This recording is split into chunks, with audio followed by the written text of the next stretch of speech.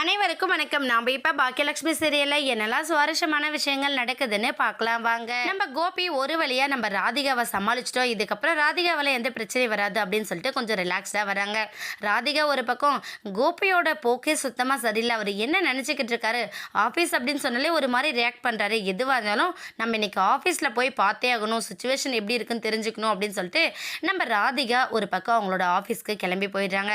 Office work முடிச்சுட்டு சரி நம்ம இப்படியே போகும்போது கோபியோட ஆஃபீஸ் பார்த்துட்டு போகலாம் அப்படின்னு சொல்லிட்டு வந்து பார்த்தா அந்த கேட்டை இழுத்து மூடி லாக் பண்ணி வச்சுருக்காங்க. இதை பார்த்ததுமே நம்ம ராதிகாவுக்கு தூக்கி வாரி போட்டுருது. என்னடா இது, கோபி தினமும் ஆஃபீஸ் வரேன்னு சொல்லிட்டு வராரு, கடைசியில் ஆஃபீஸ் என்னடான பூட்டி வச்சிருக்கே, என்ன ஆச்சு அப்படின்னு சொல்லிட்டு நம்ம ராதிகா ரொம்ப கன்ஃபியூஸ்டாக இருக்காங்க. அந்த டைமில் அந்த பக்கம் ஒரு ஆள் வராங்க.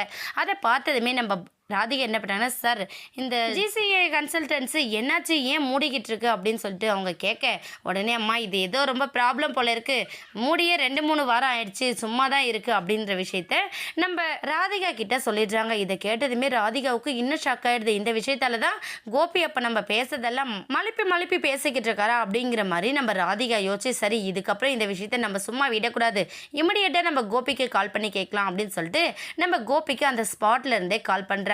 ராதிகா எங்க இருக்கா என்ன பண்றான்னு தெரியாம நம்ம கோபி ஒரு பக்கம் ரெஸ்டாரண்ட்ல உட்காந்து சாப்பிட்டுட்டு ரொம்ப ஹாயா உட்காந்துட்டு இருக்காங்க.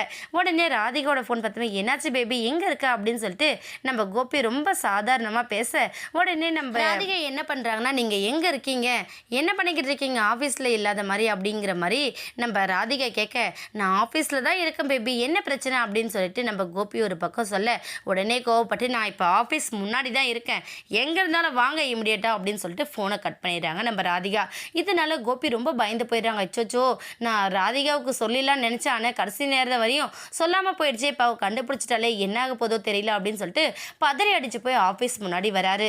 வந்ததுமே நம்ம ராதிகா என்ன பண்ணுறாங்கன்னா, என்னாச்சு கோபி, ஏன் ஆஃபீஸை இழுத்து மூடிருக்கீங்க, ஒரு வார்த்தை கூட என்கிட்ட நீங்கள் சொல்லலை, அப்போ இப்படி தானே எல்லா விஷயத்திலும் நீங்கள் போய் சொல்லிக்கிட்டு இருப்பீங்க அப்படின்னு சொல்லிட்டு நம்ம ராதிகா ஒரு பக்கம் அங்கேருந்து கோவப்பட்டு கிளம்புறாங்க. ஆனால் நம்ம கோபி என்ன பண்ணனா, ராதிகா தயவு செஞ்சு நான் சொல்கிறது புரிஞ்சுக்கோ, பெரிய பிரச்சனை எல்லாம் ஒன்றும் இல்லை, நம்மளால் பணத்தை செட்டில் பண்ண முடியல அப்படிங்கிற ஒரு பட்சத்தில் எப்படி இதை ரன் பண்ண முடியும் அப்படிங்கிற மாதிரி எதையோ சொல்லி சமாளிக்கலான்னு முயற்சி பண்ணுறாங்க. ஆனால் அது எதையுமே காதில் வாங்காமல் நம்ம ராதிகா அவங்க பாட்டு வீட்டுக்கு கிளம்பி போயிட்டாங்க. போனது கண்டிப்பாக ஒரு பெரிய பிரச்சனையே பண்ண போகிறாங்க. வெயிட் பண்ணி பார்க்கலாம். இந்த வீடியோ உங்களுக்கு பிடிச்சிருந்தா மறக்காமல் நம்ம சேனலை சப்ஸ்கிரைப் பண்ணுங்கள். தேங்க்யூ.